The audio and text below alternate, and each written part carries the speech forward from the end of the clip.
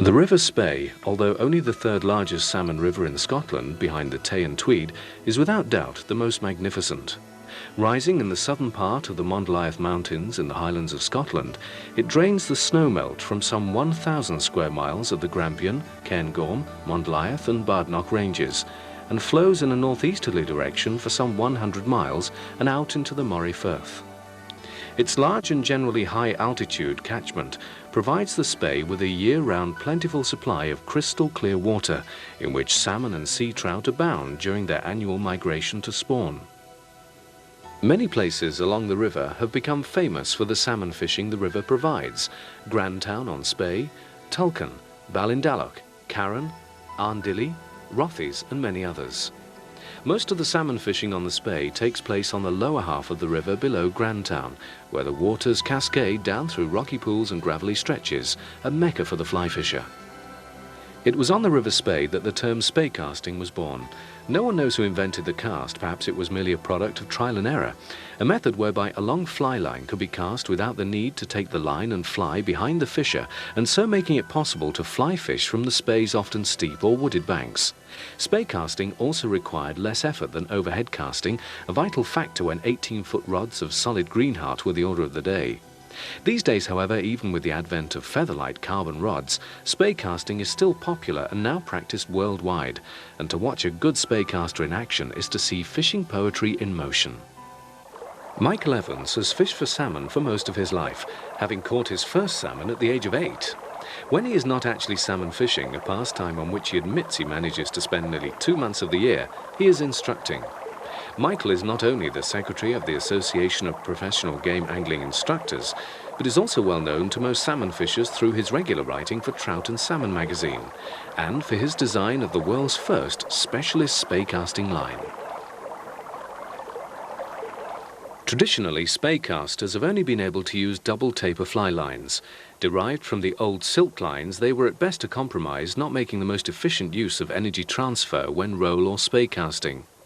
Realizing the shortfalls of double tapers, Micheal went back to the drawing board and designed a new line especially for spay casting. The new line incorporated an extended curved front taper built into a weight-compensated belly and rear running section. The result was smooth turnover and effortless casting, even with a full 35 yards. Micheal also recognized the need for 2 versions of the new line, one for long-distance casting on large rivers, and the other for smaller rivers or for use by the less experienced. A major advantage was that the new lines present a far lighter front section than conventional double taper lines, the key to successful salmon and sea trout fishing. So now let's join Micheal as he guides us through some of the tackle required when learning to spay cast. In this film, we will be looking at salmon fishing and in particular spay casting. And we're here in the last week in May on the River Spey in Scotland. Now, before we go spay casting, it might be useful to look at some of the tackle that we need. To begin with, the rod. For all salmon fishing on big rivers, you should use as long a rod as you can handle. In this case, this is a hardy 15-foot spay caster rod, and a long rod is essential for being able to not only cast a long line, but also to give us added control of the line and fly as we bring it across the lies. With the rod, you need a salmon reel, and a reel that is simple with a large drum is useful. The large drum not only holds the fly line, but at least 100 to 150 yards of backing. Should we hook a big fish, and he takes us into the pool below, he could pull off at least that amount of line with me running along behind him. The reel I have here has an exposed rim. This exposed rim gives me added control if a fish was to run by merely applying the palm of my hand to the rim as an additional brake. And to the fly lines that we need. Each rod is rated for the fly line that it is best suited to cast. This is done by means of a number which all rods have marked just above the handle, prefixed either by a hash sign or the letters AFTM. AFTM stands for Association of Fishing Tackle Manufacturers, which in fact originated in America. But the important part is the number, because the number relates to the line size that the rod is best suited to cast. The line itself that I have on this reel is a specialist Spay caster line that I developed recently. And on the end of it, I would have a short piece of braided leader with a leader loop ready to connect the cast, which I use standard level monofilament nylon, and at this time of year from poundage from about 12 down to about 8. I would never go lower than that, because not only could we encounter a big fish, but also with a very rocky river, should the line chafe in any way, we achieve nothing by being broken. And to some of the other items of tackle that I would take with me when I go salmon fishing.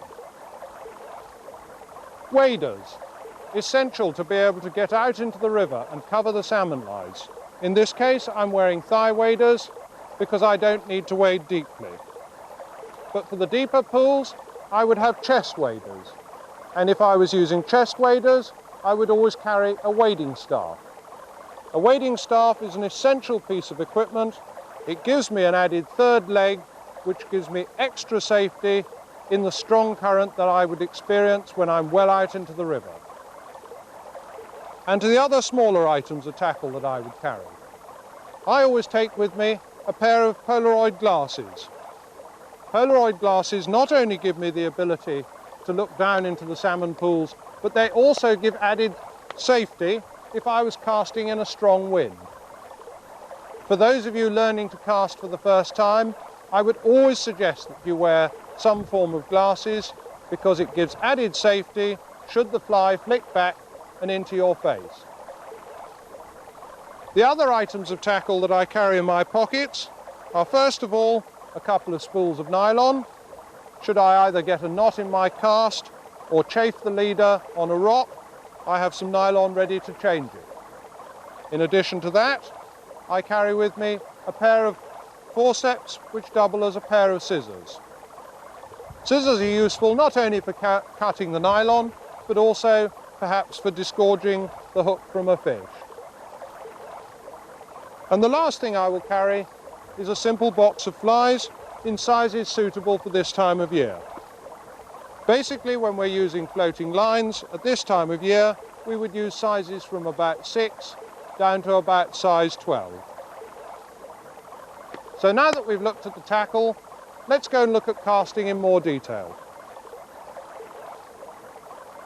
As I demonstrate each cast, you will hear me refer to the vertical movements of the rod by means of imaginary positions on a clock. Here you see the rod starting at the 9 o'clock position and lifting through 10, 11, 12 and 1 o'clock, ready for the launch of a roll cast. When we move on to the Spay cast, you will hear me describe movements in the horizontal plane as seen from above by degrees on an imaginary arc with 0 degrees directly downstream and 180 degrees directly upstream. Remembering this simple guide will help you when you are practicing. Right, now to learn to Spay cast, we must first learn to roll cast, because the roll cast forms the basis of all Spay casting. Whether we be double Spay casting or single Spay casting, it is all based upon a roll cast. In fact, Spay casting is merely a roll cast with a change of direction. Our line has been swept downstream of us, comes in towards our own bank, and we need to roll cast the line out at an angle of 45 degrees, and in order to do that, we need to change direction of the loop. And that forms the basis of all Spay casting. Now, in order to learn to roll cast, we must find a suitable piece of water, and we must take up position, and first of all consider which is our strongest arm. I happen to be right-handed, and therefore I would roll cast normally with my right hand uppermost on the rod.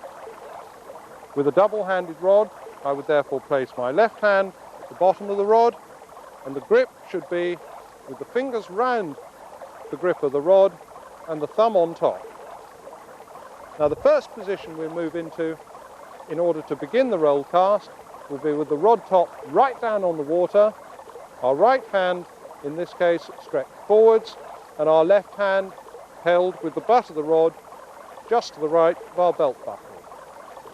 Then standing with our right foot slightly forwards, pointing in the direction in which we're going to cast, we strip off about 15 yards of line onto the water and let the current carry it downstream. Then pull in a couple of yards to get it straight. Now we raise the rod slowly and deliberately to bring the line feathering along the surface, taking the rod all the way back through the vertical to the 2 o'clock position. If we now look to our right, we will see a loop of line has formed behind the rod, representing a large figure D. This D formation is the most essential part of the cast, since it is this loop of line that we will be punching out across the river. This is what I call the launch position. We are then ready to punch the rod forwards, driving the loop out across the water. And we do that with a sharp movement of the right hand forwards and a pull with the left hand, using a lot of wrist in order to bend the rod as much as we can. We do it like that, and we stop the rod sharply at the 10 o'clock position in front of us. I'll do that again for you. Back to the 2 o'clock position, reel just below our chin, pull with the left hand, push with the right hand, don't roll the shoulder, and stop at the 10 o'clock position, like that. And that loop goes right out across, over and above the water. Again, back to 2 o'clock and punch. Back to 2 o'clock and punch out. Remember to keep the movements smooth and even, and make sure the D has time to form fully. The bigger the D, the better the cast. Back to 2 o'clock. There's the D forming. Now punch out, upwards and above the water. Watch your arm movements, up to the launch position and punch. Arms and wrists doing all the work. Keep the back straight. Feel the rod flex with the weight of the loop as it launches forwards. The secret of this cast is technique, not power or effort.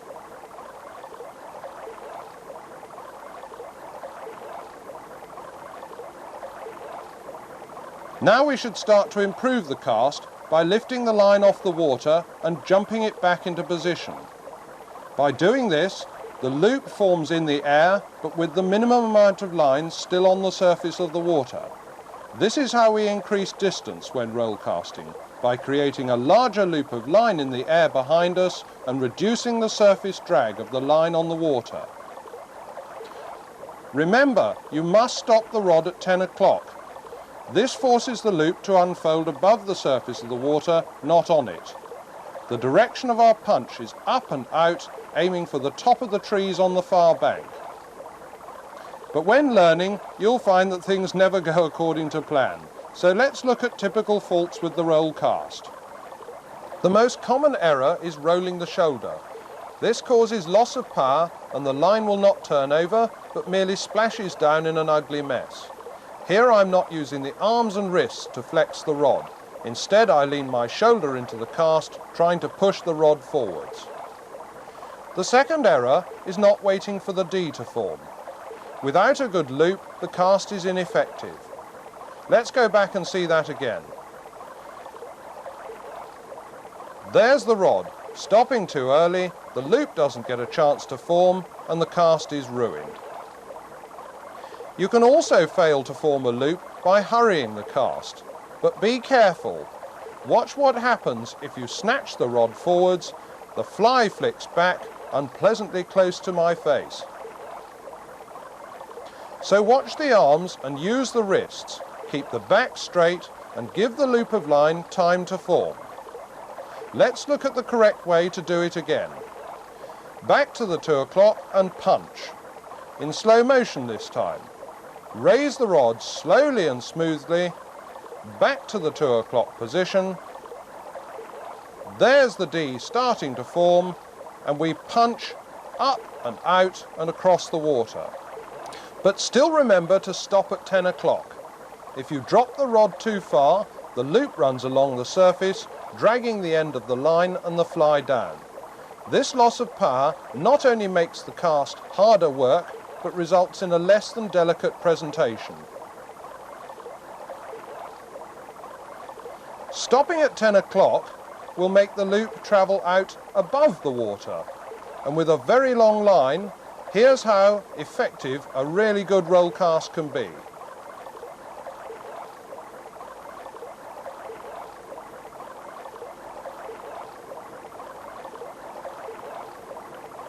But the limitation of the roll cast is an inability to change direction.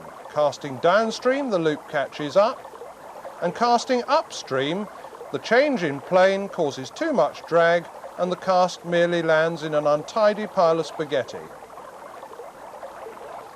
Roll casting is perfected by practice, practice and more practice. You must keep plugging away until you get it right. So now let's look at spay casting in more detail.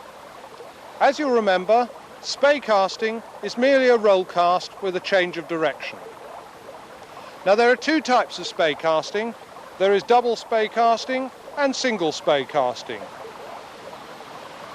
Basically, the type we choose is dependent entirely upon the wind direction. Now here we're on the right bank, and with the wind blowing from left to right, that is a downstream wind, I would have to do a double spay cast.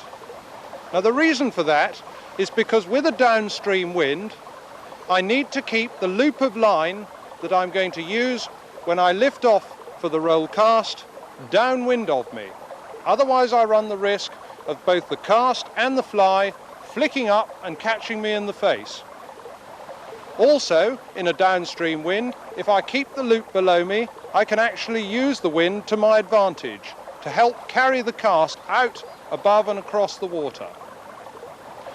With a single spay cast, which I would use in an upstream wind, that's a wind coming from my right to my left, I want to keep the loop downwind of me again. So I would actually have to change direction of the loop so that it was cast upstream of me and the roll cast off the other shoulder. So let's look at the double spay cast to begin with.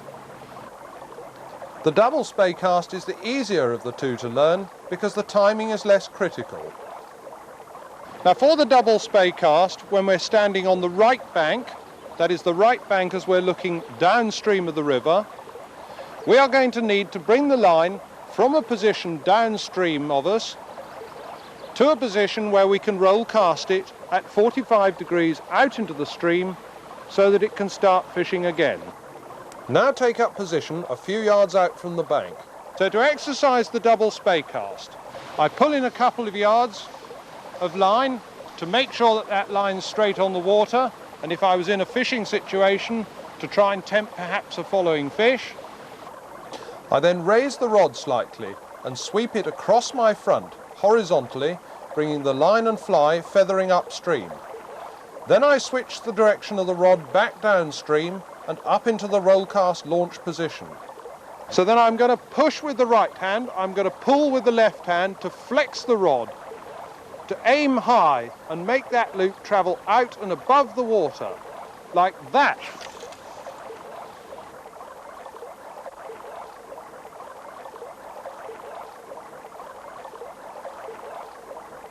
And then we wait for the current to drag it downstream again for us. And it comes onto our own bank, and we do it again. We pull in a couple of yards of line, lift slightly, sweep the rod 180 degrees upstream. We then switch direction, bringing the rod back downstream, and as you'll see, a surface riffle starts to form as the line peels back downstream and we come up into the lift-off position. We then punch our roll cast out across the river, shooting the line at 11 o'clock position, like that. Now you may remember I mentioned the surface riffle. When we're using a longer line for double spay casting, that surface riffle is all important. That's that little splash as I switch direction downstream. Because as you remember from the roll cast, to get the best out of our roll cast, we want the least amount of line on the water and the maximum size of loop in the air. Now that riffle tells us, once it comes to an end, that that is the exact moment when there is the least amount of line on the water. So that is the time to launch the liftoff of the roll cast. If you are looking for an easier way to think of the timing as a sort of waltz. 1, 2, 3, 1, 2, 3, punch. I will do it for you. We'll go 1, 2, 3, 1, 2, 3, punch. Pivot the rod at your belt buckle, switch back downstream into the launch position and punch. At all times, keep the movements flowing gracefully. That is the key to this cast.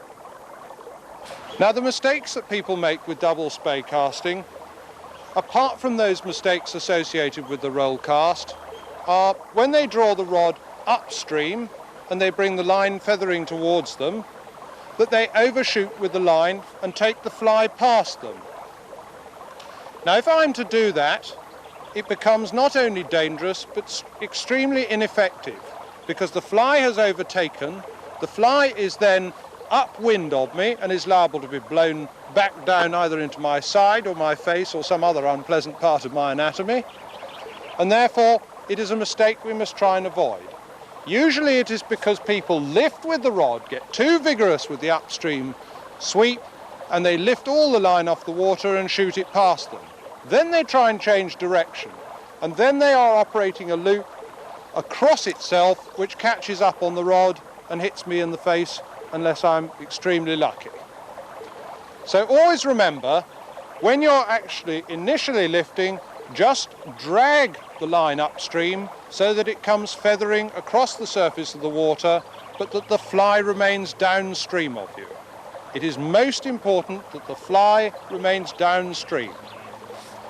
We bring the rod sweeping up, we switch back, there's the fly downstream of us, and we punch out, and there's the line going across the surface of the water.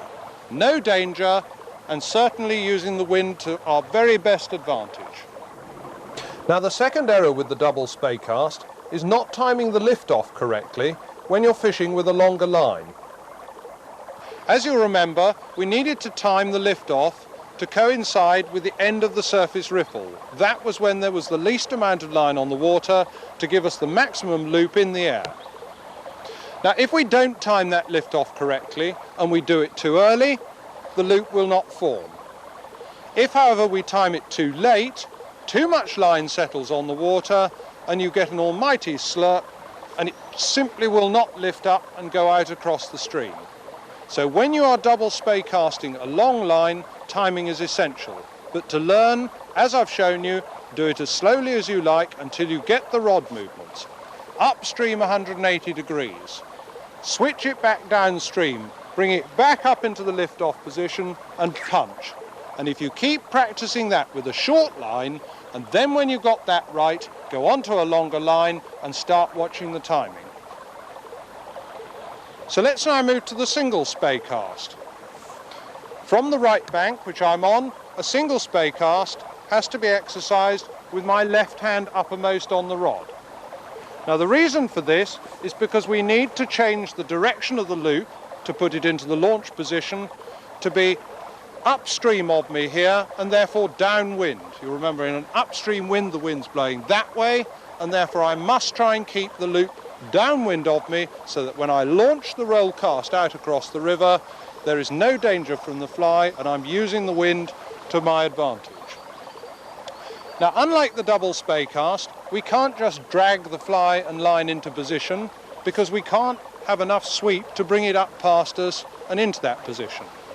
So for the single spay cast, we will actually have to pick the line off the water and we will actually have to place it down again in that position. Now, this is probably the most difficult part of any form of spay casting. What I have to do in one continuous movement, because timing is critical with the single spay cast, is to lift the line off the water, throw it upstream of me, form the loop, and before that loop settles or is destroyed, continue with the roll cast and punch it out across the stream. Now, the way we do that is this.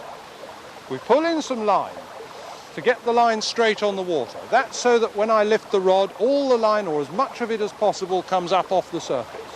And I lift it slightly towards my own bank. and I sweep it upstream of me and I punch it out. Now, as you will have seen, as I lifted the line up into the air and swept it forwards, the tip of the rod just dipped down slightly.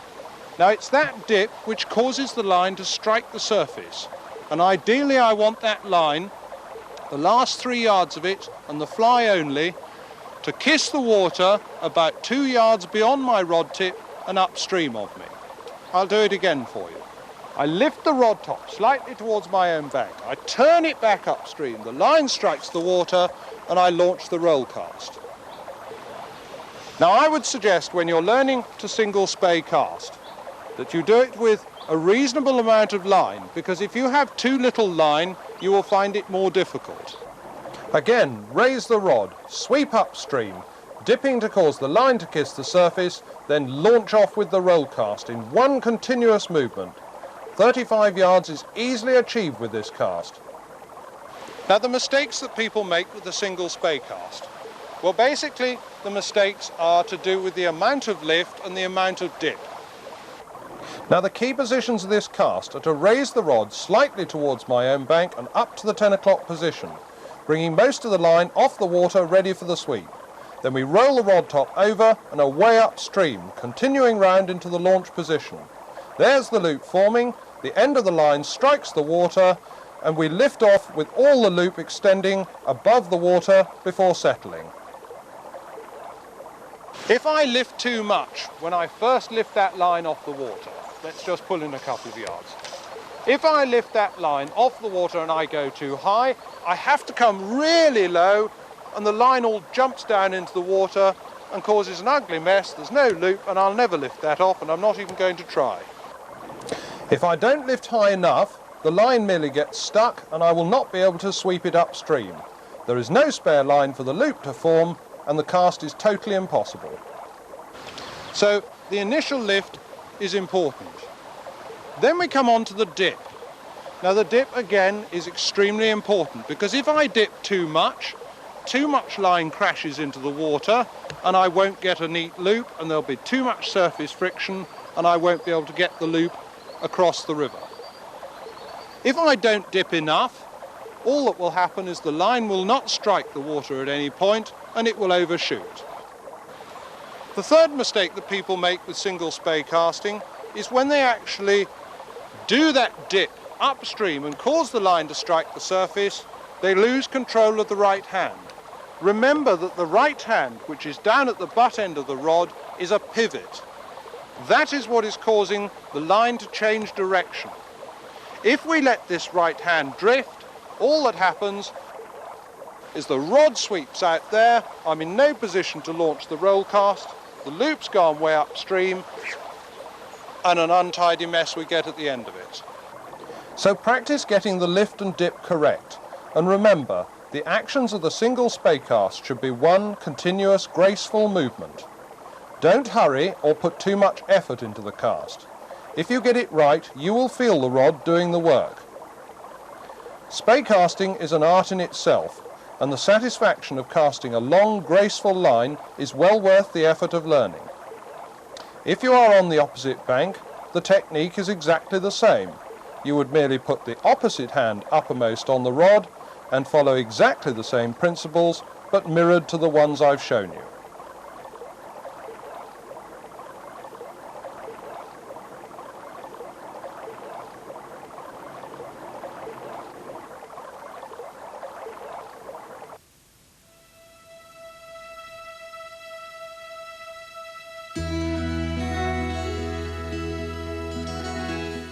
I hope this film's given you an insight into spay casting and that it helps you with your salmon fishing in the future. I'm now away to enjoy my week on the River Spey. We hope you have enjoyed learning to spay cast with Michael and that it helps you to improve your technique. Should you have difficulty, don't forget you can contact Michael as Secretary of the Association of Professional Game Angling Instructors for details of your nearest qualified instructor or for information on his range of fly lines. We hope you'll be able to rejoin Michael in a further series when he will deal with tactics for catching salmon on rivers throughout the season.